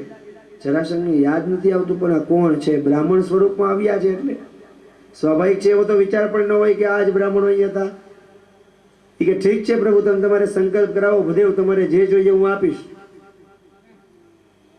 પરંતુ જ્યાં હાથ જોયો ને અર્જુનનો, જરાસંઘ ઓળખી ગયો કે આ તો કૃષ્ણ છે. કારણ કે ક્ષત્રિયના મણિબંધમાં અને બ્રાહ્મણના મણિબંધમાં ફરક હોય. ક્ષત્રિયનો મણિબંધ કાળો હોય. બાણની પ્રત્યુંજા ચડાવીને આ મણિબંધ કાળો થઈ જાય, આ મણિબંધ કહેવાય. બ્રાહ્મણોના શ્વેત હોય. બ્રાહ્મણનો મણિબંધ કાળો ન હોય. ખબર પડી કે આ તો મણિબંધ કાળો છે, આ તો ક્ષત્રિય છે, પરંતુ ભલે તમે ક્ષત્રિય હોય, બ્રાહ્મણના રૂપમાં આવ્યા છો, માટે તમે માગો, તમારે જે જોઈએ હું આપીશ. ભલે ક્ષત્રિય હોય પણ બ્રાહ્મણ તરીકે મારી ત્યાં આવ્યા ને તો માગો. ભગવાને યુદ્ધ માગ્યું છે કે તારી સાથે યુદ્ધ કરવું છે. જરાસંઘ કે આ કૃષ્ણ એ કીધું એ બીકણો છે, એ તો લડતા લડતા ભાગી જાય, આની યાર નથી કરવું. વળી અર્જુનને જોવે છે કે અર્જુન તો સાવ શુક્લકલી છે, આની યારે હું લડવું. ભીમ છે ને, હા ઈ બરોબર છે મારી જેમ, તમ તમારે ભીમ મારે યુદ્ધ કરી છે ને ભગવાન. હવે જરાસંઘનું અને ભીમસેનનું 26 દિવસ સુધી યુદ્ધ આવ્યું. ભગવાન ધારત તો એ જ ક્ષણે જરાસંઘને મારી શકતા હતા, પરંતુ ભગવાને જરાસંઘની શક્તિનું પ્રદર્શન ભીમસેનને કરાવ્યું. ભીમસેનના હાડકા તૂટી ગયા માર ખાઈ ખાઈને જરાસંઘનો, પરંતુ જરાસંઘ મરતો નથી. ભીમસેન આમ ચીરી નાખે તોય પાછો ભેગો થઈ જાય. શિવજીનું વરદાન હતું. ભીમસેન કહે છે કે કેમય કરીને આ મરતો નથી પ્રભુ, મને અહીંયા માર ખાવા લઈ આવ્યા છો, આ 26 દિવસથી માર ખાઈને હવે તો હાડકા સૂજી ગયા. ભગવાન ભીમસેનને સમજાવે છે, યુક્તિ કરે છે, એની સામે પિતાંબરનો છેડો ફાડે છે અને વચ્ચે રેતીનું શિવલિંગ કરવાની આજ્ઞા આપે છે. ભીમસેને જરાસંઘ સાથે યુદ્ધ કર્યું, 2 કટકા કર્યા, એક કટકો આ બાજુ ફેંક્યો, બીજો આમ ફેંક્યો, ને વચમાં તરત જ શિવલિંગ બનાવી દીધું. શિવલિંગ બન્યું એટલે 2 ભાગ ભેગા નહીં થઈ શક્યા. જરાસંઘ મરાણો અને ભગવાને જરાસંઘના કેદ કરેલા 21,600 રાજાને મુક્ત કર્યા. જરાસંઘનો દીકરો સહદેવ ભગવાનના શરણમાં આવ્યો છે. ભગવાને સહદેવને કીધું ચિંતા ન કર, અમારે તારું રાજ્ય જોતું નથી. જરાસંઘ દુષ્ટ હતો અને દુષ્ટનો નાશ કરવો પડે. ભલે તારો બાપ હોય પણ દુષ્ટ હોય તો એનો નાશ કરવો પડે છે. ભગવાન શ્રી કૃષ્ણએ સહદેવનો રાજ્યાભિષેક કર્યો અને સહદેવને રાજ્ય સોંપી અને ભગવાન ઇન્દ્રપ્રસ્થમાં આવ્યા. રાજસૂય યજ્ઞની તૈયારીઓ થવા લાગી. દેવતાઓ, ઋષિઓ, રાજાઓ દરેકને આમંત્રણ અપાવવા લાગ્યું અને એ સુંદર દિવસ આવી ગયો. રાજસૂય યજ્ઞનો પ્રારંભ થયો, પરંતુ આરંભ પહેલા ભગવાને દરેકને ખાતા સોંપ્યા. જો ભગવાને કેવા સુંદર ખાતાઓ સોંપ્યા. યજ્ઞ એ મોટું કાર્ય છે. ભાગવત સપ્તાહ એ પણ એક મોટું કાર્ય છે, ને મોટું કાર્ય કોઈ એકલાના હાથે ન થાય. આમાં બધાએ સાથ સહકાર આપવો પડે. આપણે સર્વ જો સાથ સહકાર આપીએ તો જ આ કાર્ય દીપે, તો જ આ કાર્ય સુંદર રીતે પૂર્ણ થાય. રાજસૂય યજ્ઞમાં ભગવાને રસોડાનું કામ સોંપ્યું ભીમસેનને. તમારે રસોડું સમજાવવાનું, જે ખાઈ શકે ને એ ખવડાવી શકે, સમજી વિચારીને આપ્યું. જો ભીમસેનને રસોડું આપ્યું, તમારે લાડવા બનાવવા, પોતાને ખાવાનું, બધાને ખવડાવવા. ભીમ રાજી થઈ ગયો કે ભગવાને સારું કામ કર્યું. યજ્ઞમાં ભૂખ્યું જાજુ રહેવું પડે, પણ રસોઈયાને છૂટ હોય, એને ખાઈ લેવાની છૂટ હોય. ભીમ કે આપણને કામ બરોબર મળી ગયું, નકર સવારથી સાંજ સુધી ભૂખ્યું રહેવું પડે. બીજું દાન.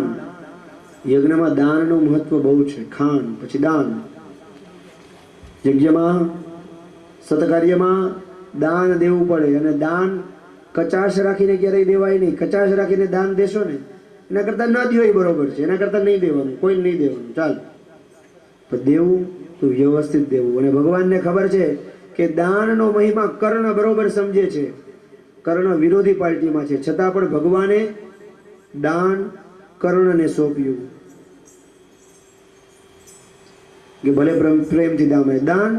કર્ણ સમજતો હતો કે દાન કેવી રીતે દેવાય ને દાનનો મહિમા શું છે. ભગવાને કર્ણને દાન ખાતું સોંપ્યું કે તમે તમારે દાન દીધે રાખો, જેટલું દેવાય એટલું. ભગવાને તિજોરી, ખજાનચી, કેશિયર દુર્યોધનને બનાવ્યો. જો શું કામ? બે કારણ છે. પહેલું કારણ એ કે સત્કાર્ય કરો ત્યારે એમાં કચાશ રખાય નહીં. આપણા કોક હોય તો દરેક જગ્યાએ વિચાર કરે કે અહીંયાથી 2 પૈસા બચાવી લઉં, અહીંયાથી 4 પૈસા બચાવી લઉં. આવો વિચાર કરે, પોતાના હોય તો વિચાર કરે, સ્વાભાવિક વાત છે, એક સહજ વાત છે, એ વિચાર કરશે. પરંતુ યજ્ઞની અંદર જો આવું થશે તો એ કાર્યનું રતિપાર પણ ફળ મળવાનું નથી. ગમે એટલું મહાન કાર્ય હોય પણ 1 પૈસાનો પણ જો એ કાર્ય અંદર લોભ આવ્યો તો એ કાર્ય કોઈ દિવસ સફળ નહીં થાય. માટે સમજી વિચારી ભગવાને દુર્યોધનને ખાતું સોંપ્યું ખજાનચી, કે ભલે જેટલું વાપરવું હોય એટલું વાપરે. બીજું, ભગવાન જાણતા હતા કે દુર્યોધનના હાથમાં પદ્મ છે. પદ્મ હોય જેના હાથમાં, એનો એક પ્રભાવ હોય કે એના હાથે જેટલી લક્ષ્મી વપરાય એના કરતા બમણી પાછી આવે.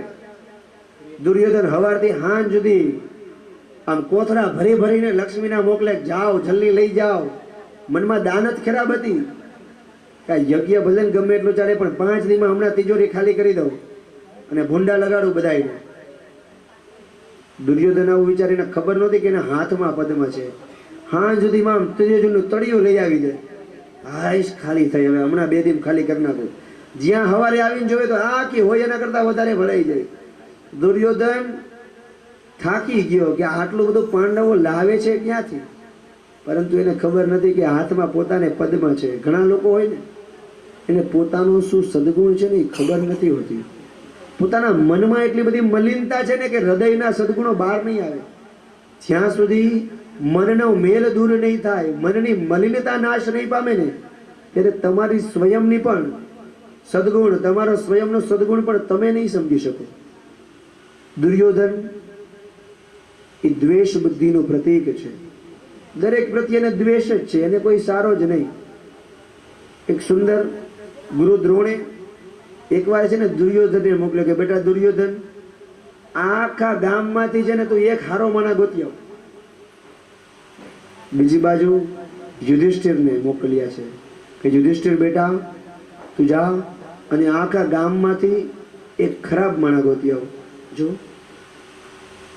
દુર્યોધનને કીધું કે એક હારો માણસ ગોતી આવ અને યુધિષ્ઠિરને કીધું કે એક ખરાબ માણસ ગોતી આવ. દુર્યોધન હાંજે આવ્યો છે, ગુરુજી આ જગતમાં કોઈ હારું જ નથી, કોઈનું કહેવા જેવું નથી, બધાયમાં ગુરુ તમને ક્યાં કહું કોઈ હારું નથી.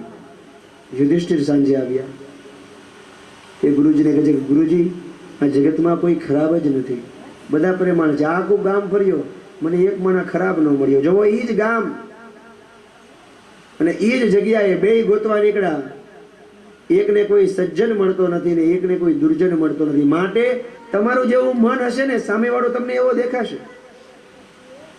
દુર્જનતા સામેવાળામાં નહીં પરંતુ તમારા મનમાં છે. દુર્યોધનને કોઈ સારું દેખાય નહીં, કોથળા ભરી ભરીને ગમે એટલું ધન ખર્ચી નાખે છતાં પણ ધન ખાલી થાય નહીં. બીજું, ભગવાનને ખબર છે કોની પાસે કેવું કામ લેવાય. દ્રૌપદીજી પાસે અક્ષય પાત્ર હતું એટલે દ્રૌપદીજીને પીરસવાનું કામ સોંપ્યું કે કદાચ પીરસવાવાળા છે ને વ્યવસ્થિત હોવા જોઈએ. જો પીરસવાવાળા વ્યવસ્થિત હોય ને કદાચ માણસો વધી પણ જાય ને તો પણ એ પીરસવાવાળાની કુશળતાથી દરેક માણસે સંતોષપૂર્વક જમીને જશે. પરંતુ પીરસવાવાળામાં ઠેકાણા ન હોય ને, નાનું બાળક હોય ને એમાં થાળી ભરીને ભાત આપી દે, બાળક થોડું ખાઈ શકવાનું છે, એ બધું પછી ફેંકવાનું જ છે. માટે પીરસવાવાળો કુશળ હોવો જોઈએ. ભગવાન સ્વયં કુશળ છે, દરેકને સમજી વિચારીને કામ સોંપ્યું. દ્રૌપદીજીને પીરસવાનું કામ સોંપ્યું. રાજા યુધિષ્ઠિર સાક્ષાત ધર્મનો અવતાર છે, એમને યજ્ઞનું આયોજન સોંપ્યું. તમે યજમાન પદે બેસીને યજ્ઞ કરો. ભગવાન બધાઈને કામ સોંપતા હતા ને. કેટલાક લોકોને એમ થાય ને કે આ બધાઈને શું ચિંચિન કરે છે, પોતે શું કરવાનું. ઘણા લોકો બોલ્યા કે પ્રભુ આ બધાઈને તમે હોપો છો પણ તમે શું કરવાના છો, કંઈ કરવાના છો કે પછી આવી રીતે ઓર્ડર જ મારવાના છો. ભગવાન કે ચિંતા કરોમાં, હું પણ કામ કરવાનું છું. યજ્ઞમાં બધાએ કામ કરવું પડે ભાઈ. સત્કાર્યમાં આવ્યા હોય, આ તો સત્કાર્ય છે, તમે કોઈના લગ્નમાં નથી આવ્યા. હમણાં લગ્નમાં આવ્યા હોય તો બેહી તો બરોબર છે, પણ આ તો સત્કાર્ય છે, જ્ઞાન યજ્ઞ છે. યજ્ઞમાં જાઓ, કોઈ સત્કાર્યમાં જાઓ તો ત્યાં તો આપણે બધાએ કામ કરવું પડે. ભગવાન સાક્ષાત પરમાત્મા છે, છતાં પણ યજ્ઞમાં એણે પણ કામ કર્યું. દરેકને કરવું પડે, પણ ઘણા માણસો એવા હોય માન ભૂખ્યા હોય ને, યજ્ઞમાં જાય ને તોય પોતાની આમ બધી હચવાવું જોઈએ. બિચારા યજમાન પદે તો જે માણસ હોય એનો વારો કાઢી નાખે, આ તૈયાર નથી કર્યું, આમ બાકી છે ને ઓલું આમ છે ને, ખુરશી બેહવાની નથી ને, માથે પંખો નથી ને. આવું ભાઈ, તમે યજ્ઞમાં આવ્યા છો તો તમે યજમાનનું કલ્યાણ કરવા માટે આવ્યા છો કે સ્વયંનું? ભાગવતજીની જે પધારો છો, આપ જે પધારો છો એ બધા સ્વયંનું કલ્યાણ કરવા આવ્યા છો. ભાગવતજીના 2 મંત્ર કદાચ તમારા કર્ણમાં જશે તો તમારો જ ઉદ્ધાર છે, યજમાનનો એમાં કાંઈ ઉદ્ધાર નથી. તમારા અને જ્યાં પોતાના સ્વાર્થ માટે આવ્યા હોય ત્યાં બીજાને કંઈ દોષ અપાય? માટે ક્યાંય પણ સત્કાર્યમાં જાઓ ને તો કોઈ દિવસ એ કાર્ય કરનારના દોષ જોતા નહીં, એના ગુણ જોજો કે એની તાકાત છે કે એને આ કાર્ય કર્યું. તમે કરી તો જોવો. સત્કાર્ય કરવું સહેલું નથી. સત્કાર્ય કરવા માટે કઈ તમારો પૈસો કામ આવતો નથી. કેવલ અને કેવલ ઈષ્ટ કૃપા, પ્રભુની કૃપા હોય ને તો આવા સુંદર આયોજન થાય. બાકી રૂપિયો પૈસો તો ઘણા પાસે હોય. રૂપિયા પૈસાથી ભગવાનના કાર્યો થતા નથી. જ્યારે હૃદયની અંદર, જેનું હૃદય શુદ્ધ નિર્મળ હોય, જેના હૃદયની અંદર ઠાકોરજીનો વાસ હોય, જેના હૃદયમાં કોઈના પ્રત્યે દ્વેષ બુદ્ધિ ન હોય, જ્યાં નિર્મલ મન હોય, પ્રભુ ભક્તની ભક્તિ હોય, આવો સુગમ સંગમ જ્યારે થાય ને ત્યારે આવા દિવ્ય કાર્ય આકાર લે. બાકી દુર્યોધન પાસે કઈ ઓછું નહોતું, છતાં પણ એને કોઈ દી વિચાર ન આવ્યો કે આપણે આવું કાર્ય કરીએ. પરંતુ આ તો ધર્મરાજા યુધિષ્ઠિર છે, એને વિચાર આવ્યો કે આટલા બધા કૌરવ મળ્યા, કે દુર્યોધન તો પોતે કૌરવ હતો, કૌરવ કુળનો હોવા છતાં પણ આવો વિચાર એને ના આવ્યો. ધર્મ, જેના મનની અંદર ધર્મ હોય ને, જેના મનની અંદર સદગુણો જ હોય, કેવલ અને કેવલ સદગુણો, એને જ આવા વિચારો આવે, એને જ આવા દિવ્ય કાર્ય કરવાના વિચાર આવે. રાજસૂય યજ્ઞનો પ્રારંભ થાય. ભગવાને કીધું કે હું એક જ કામ કરવાનો છું, કે જેટલા સાધુ સંતો બ્રાહ્મણો જમશે ને એ જમ્યા પછી એમનું હેઠ ઉપાડવાનો છું. ખબર છે કે આખા બ્રહ્મ ભોજનનું ફળ ક્યાં છે ખબર છે? ઘરે બ્રાહ્મણોને કદાચ 56 ભોગ જમાડો, પણ એનું બ્રહ્મ ભોજનનું સાચું પુણ્ય ક્યાં છે એ ખબર છે કોઈને? બ્રાહ્મણો જમી લીધા પછી જે બ્રાહ્મણની જમેલી થાળી ઉપાડશે ને એને બ્રહ્મ ભોજનનું ફળ મળશે. અમારે મુંબઈની અંદર ઘણા મોટા મોટા શેઠિયાઓ 100 બ્રાહ્મણોને જમાડે, પણ એ બ્રહ્મ ભોજનનું ફળ એ ત્યાં જે નોકર ચાકર કામ કરતા હોય ને એ બધા લઈ જાય.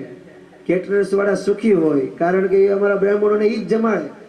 દરેક મોટા કાર્યમાં કેટરર્સ વાળા કેલા કે આવો ભૂદેવ બેસી જાઓ, તમે તમારી ચિંતા કરો, હમણાં થાળી લઈ આવું. અમારા બ્રાહ્મણોમાં અપલખણ થોડા ઓછા હોય. મારામાં તો સૌથી વધારે ક્યાંય જમવા જાય એટલે બુફે તો અમને ફાવે જ નહીં. એના કરતાં ન જમવું. યજમાનને 2 હાથ જોડીને કહી દે કે ભાઈ અમે તમે તમારે જવા દો. લગ્ન પ્રસંગ હોય એટલે હવે ભૂદેવો થોડા સચવાય, તો વેવાઈને હાચવવામાં વ્યસ્ત હોય. અમને પાછું અમુક વસ્તુ ફાવે નહીં. પરંતુ કેટરર્સ વાળા ત્યારે કે નહીં મારા ચિંતા કરવામાં, તમે તમારે આવો બેસો, પાણી લઈ આવી દો, પોષણ લઈ આવી દો, પ્રેમથી જમો. એટલે બ્રહ્મ ભોજનના આવી રીતે બ્રહ્મ ભોજનનો મહિમા જ એ છે કે બ્રહ્મનો જમ્યા પછી એને ચરણ સ્પર્શ કરી અને થાળી ઉપાડો ત્યારે બ્રહ્મ ભોજનનું સાચું પુણ્ય મળશે. બાકી 56 ભોગ જમાડશો એમાં બધું જય શ્રી કૃષ્ણ થઈ જવાનું. અને ભગવાનને આ વાત બરોબર ખબર હતી, એટલે ભગવાને સમજી વિચારીને બરોબર સારું કામ લીધું કે તમે તમારે બધા ભૂદેવો જમશે ને એના પતળા તો કોક ઉપાડવા વાળા જોઈ ને, તમે તમારી એઠ હું ઉપાડીશ. ભગવાને આવું સુંદર માગ્યું છે કે તમે તમારે એ હેઠ છે ને એ હું ઉપાડીશ. સાધુ સંતોનું સ્વાગત હું કરીશ, તમે તમારે કોઈ ચિંતા કરો માં. સાધુ સંતો જેટલા બી આવશે ને તમે તમારે જમાડતા જાજો. બધાને હેઠવાડું હું પડતો જઈશ. સુરદાસજી સુંદર લખે છે.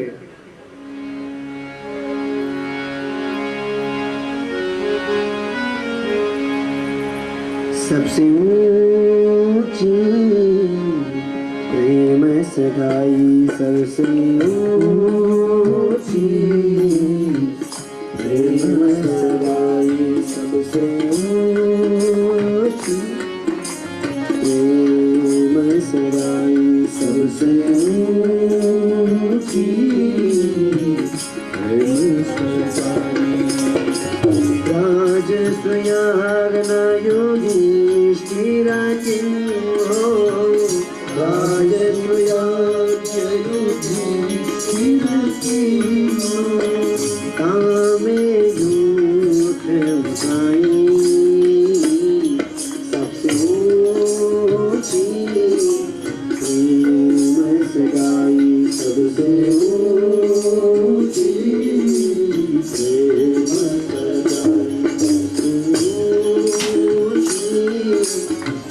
प्रेम सगाई, सबसे ऊंची प्रेम सगाई.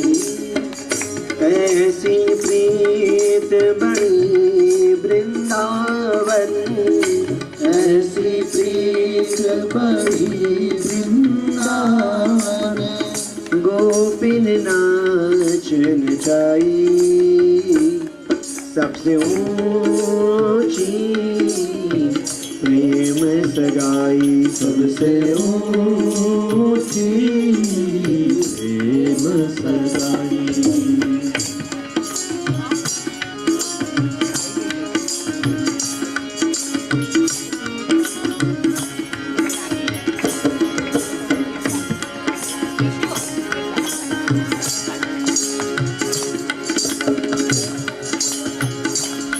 दुर्योधन को मेवा त्याग्यो, दुर्योधन को मेवा त्यागो, साल विदुर घर खाई, सबसे ऊंची प्रेम सगाई, सबसे ऊंची प्रेम सगाई. झूठे फल सबरी के खाए, झूठे फल सबरी के खाए, बहुविध प्रेम लगाई, सबसे ऊंची प्रेम सगाई, सबसे ऊंची प्रेम सगाई, सबसे ऊंची प्रेम सगाई.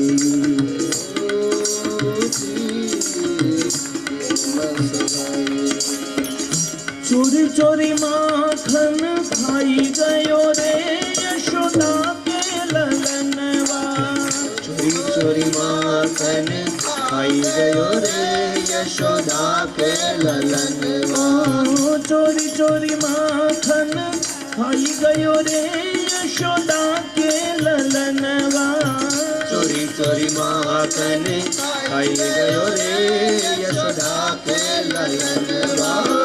मैंने उसे पूछा कि नाम तेरा क्या है, मैंने उसे पूछा कि नाम तेरा क्या है, किशन कन्हैया बताई गयो रे यशोदा के ललनवा, किशन कन्हैया बताई गयो रे यशोदा के ललनवा.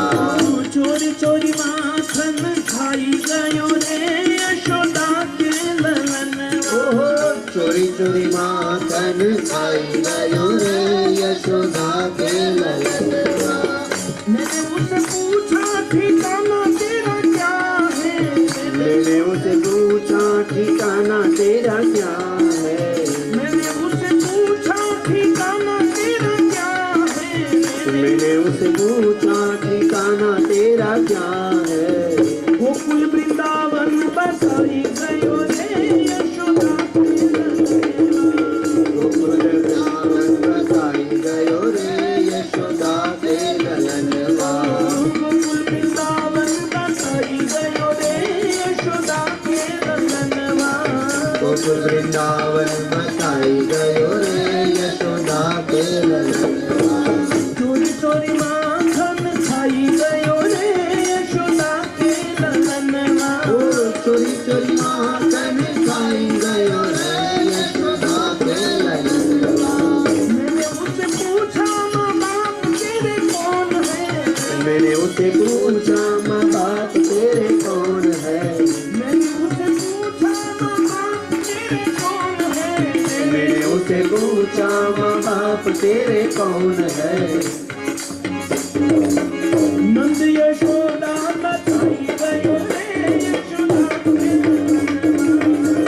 यशोदा बताई गयो रे यशोदा के ललनवा नंद यशोदा बताई गयो रे यशोदा के ललनवा नंद यशोदा बताई गयो रे यशोदा के ललनवा चोरी चोरी माखन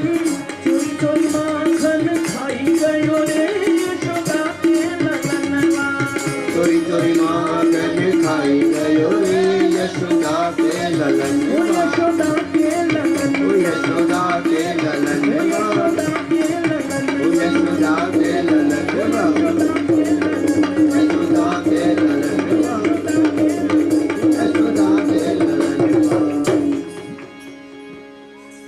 ભગવાને પોતાના દિવ્ય જીવન દ્વારા જગતને એક જ ઉપદેશ આપ્યો કે જીવનમાં જીવો તો પ્રેમથી જીવો. આ જીવતર બીજાના દોષ જોવા માટે નાનું છે, બહુ લાંબુ આ જગતમાં રહેવાનું નથી, પરંતુ એવું દિવ્ય જીવન જીવો કે મર્યા પછી પણ યાદ રૂપે આ દુનિયામાં તમે અમર થઈ જાઓ. જીવોને શાંતિ આપો, જેટલાને સુખી કરી શકીએ એટલાને આપણાથી સુખી કરો, પ્રેમ કરો, પરંતુ કોઈને દુખી ન કરો. રાજસૂય યજ્ઞમાં હવે વાત આવી કે પ્રથમ પૂજા કોની કરવી. આમાં વિવાદ થયો. બધાએ છેલ્લે એક જ નાદ આપ્યો કે આખા યજ્ઞમાં સૌથી મોટા હોય એની પૂજા થાય, ને આખા યજ્ઞમાં આખા વિશ્વમાં સૌથી મોટા પ્રભુ શ્રી કૃષ્ણ છે, ભગવાનની પૂજા કરવી જોવો. પરંતુ શિશુપાળે એક વિરોધ કર્યો. શિશુપાળે ભગવાનને ગાળો દેવા માંડી. શિશુપાલની માતાને ભગવાને વચન આપ્યું હતું કે તમારો દીકરો 100 વાર અપરાધ કરશે ને ત્યાં સુધી એને ક્ષમા આપીશ, 99 અપરાધ ક્ષમા કરીશ, 100માં અપરાધ સજા આપીશ, 99 અપરાધ ક્ષમા. ભગવાન દયાનો સાગર છે. સુદામાએ ભગવાનને 99 ગાળો દીધી, ભગવાન કાંઈ બોલ્યા નથી. અને જેવી ભગવાને 99 ગાળી પૂરી થઈ ને, ભગવાને ત્રાડ પાડીને શિશુપાલને કીધું છે, શિશુપાલ હવે થંભી જા. તારી માને વચન આપ્યું હતું એટલે શાંત બેઠો છું, પરંતુ ગાળો દેવાનો તારો અને મારો સાંભળવાનો કોટા પૂરો થઈ ગયો. હવે જો એક પણ અપશબ્દ બોલીશ ને તો અહીંયા ને અહીંયા તારું મસ્તક હમણાં જ ધરતી છેદન કરી નાખીશ. શિશુપાળ કેમય કરીને માનતો નથી. જ્યાં 100મી ગાળ ભગવાનને આપી, ભગવાને તુરંત જ વિરાટ સ્વરૂપ લઈ સુદર્શનને આજ્ઞા કરીને એ જ યજ્ઞકુંડની અંદર શિશુપાલનો વધ થયો. પ્રભુ શિશુપાલમાંથી દિવ્ય તેજ નીકળ્યું, ભગવાનમાં સમાઈ ગયું. કોઈ પણ મોટું કાર્ય કરીએ, રાજસૂય યજ્ઞથી પાંડવોની કીર્તિ વધી, કારણ કે રાજસૂય યજ્ઞમાં સાક્ષાત પરમાત્મા હતા. કોઈ પણ સત્કાર્યમાં 5 બળ હોવા જોઈએ. પેલું પિંડ બળ, શરીર સશક્ત હોવું જોઈએ, શરીર બરો હોય તો સારું કાર્ય થાય. પીઠ બળ, સારા માણસોનો ટેકો હોવો જોઈએ. પ્રજ્ઞા બળ, બુદ્ધિ બળ હોવું જોઈએ. કેવી રીતે કાર્ય કરવું, કેવી રીતે બધાને સંભાળવા, કેવી રીતે આયોજન કરવું, બુદ્ધિ બળ હોવું જોઈએ. પુણ્ય બળ, સૌથી જરૂરી પુણ્ય બળ, વડવાઓના આશીર્વાદ હોવા જોઈએ. ગઈઢાઓના પુણ્ય હોય ને તો આવા કાર્ય થાય. રાવલ પરિવાર ઉપર ખરેખર ગઈઢાઓના ખૂબ પુણ્ય છે, અને રાવલ પરિવારના ગઈઢાઓએ પિતૃઓએ ખૂબ સારા સારા જીવનમાં કાર્ય કર્યા હશે કે એ જ ફલ સ્વરૂપ આજે હું અને તમે અહીંયા બેઠા છીએ, આપણે સર્વ અહીંયા ભેગા થયા. કેવલ ને કેવલ જો પુણ્ય હોય વડીલોનું ગઈઢાઓનું તો કાર્ય થાય. તમારું પુણ્ય કામ નહીં આવે, તમારા ગઈઢાનું પુણ્ય તમને કામ આપશે. એક સાદી કહેવત છે કે જેણે આંબો વાવ્યો હોય ને એ કોઈ દિવસ એના ફળ નથી ખાતો. તમારા બાપ દાદાએ વાવેલો આંબો, પુણ્યરૂપી આંબો, આજે રાવલ પરિવાર આ સુંદર ફળ ભોગવે છે. પરંતુ તમારા સંતાનોને, તમારી આગળની પેઢીનું જો તમારે કલ્યાણ કરવું હોય તો જેવું કાર્ય તમારા વડીલોએ કર્યું એવા સુંદર કાર્યો તમે કરતા રહેજો અને કરો જ છો. આવા સુંદર યજ્ઞ, સુંદર કાર્ય કરતા રહેશો તો તમારી પેઢીઓ પણ આવી દિવ્ય ને દિવ્ય થશે. જ્યારે કુળની અંદર સત્કાર્યનો નાશ થાય છે ને ત્યારે પેઢીઓ બરબાદ થાય છે. વિનય, વિવેક, જો બુદ્ધિ છે ને માણસમાં કદાચ પોતાની મેળે આવશે, પૂર્વજન્મમાં કોઈ સારા કાર્ય કર્યા હોય ને પૂર્વજન્મના ફલ સ્વરૂપ માણસને પોતાનું સ્વરૂપ મળે, બુદ્ધિ મળે. પરંતુ વિનય અને વિવેક કેવલ ને કેવલ વડીલોના આશીર્વાદથી, વડવાઓના પુણ્યથી મળે. તમારામાં આજે આટલી નિર્મલતા છે તો એનું કારણ છે તમારા વડીલોના પુણ્ય.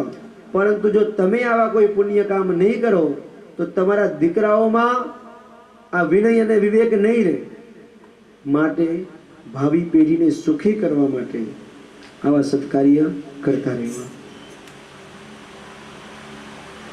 ભગવાને અનેક સૌભ, શાલ્વ વગેરે અનેક લોકોનો હવે ભગવાને નાશ કર્યો અને હવે સુંદર અસહ્ય અસુરોનો નાશ કરી બલભદ્રજીને ઈચ્છા થઈ કે હવે તીર્થાટન કરવા જવું. બલરામજી તીર્થાટન કરતા કરતા ત્યાં શૌનક મુનિઓનો યજ્ઞ ચાલતો હતો, ત્યાં આવ્યા છે. સૂત મહાપુરાણી બલરામના આવવાથી બધા ઋષિ મુનિઓ ઊભા થયા સ્વાગત આપીને. સૂત મહાપુરાણી ઊભા નથી રહ્યા. બલરામજીને ગુસ્સો આવ્યો, હું આવ્યો ને ઊભો ન થયો, મને સન્માન ન આપ્યું. ગુસ્સાની અંદર બલરામજીએ દર્ભની સળી ખેંચી અને સૂત મહાપુરાણી બાજુ ઘા કર્યો. સૂત મહાપુરાણી મરાણા, બ્રહ્મ હત્યાનું પાપ લાગ્યું. બલરામજીને બ્રહ્મ હત્યાનું પાપ લાગ્યું. બધા ઋષિ મુનિઓએ એવું સૂચન કર્યું કે 1 વર્ષ સુધી હવે તીર્થાટન કરો. બલરામજી તીર્થાટન કરવા નીકળી ગયા છે. આ બાજુ હવે ભગવાનનું બાળપણનો મિત્ર સુદામા 100 વર્ષથી દીનતા ભોગવી રહ્યો છે. પોરબંદર ગામ. સુદામાનું સ્વરૂપ કેવું છે? ગરીબ છે પરંતુ દીન છે. મન નિર્મલ, પ્રભુ પ્રત્યેની અનન્ય વિશ્વાસ. જીવનમાં વ્રત લીધું છે કે કોઈની સામે લાંબો હાથ નહીં કરું. આવું સુંદર વ્રત જ્યાં હોય, આવું સુંદર જ્યાં તપ હોય ને ત્યાં પ્રભુને પણ નમવું પડે છે. પ્રભુએ એ સુદામા બ્રાહ્મણને મિત્ર બનાવ્યો. ગરીબીમાં રહેતો હતો છતાં પણ સંતોષી હતો. સુદામાના પત્ની સુશીલાજી વારે વારે કહે કે તમારો મિત્ર દ્વારકાધીશ આવડો મોટો રાજા છે, એકવાર જઈને એને મળી તો આવો. ભલે એની પાસે કંઈ માગો નહીં પણ એકવાર મળી તો આવો. તમારો મિત્ર છે તો સમજી જશે, તમારી તકલીફ એને ખબર પડી જશે. સુદામો કહે છે કે હું જાઉં પરંતુ એની પાસે કંઈ માગીશ નહીં. મિત્ર તામાં જો સ્વાર્થ આવે ને તો એ મિત્રતાનો કોઈ મતલબ નથી.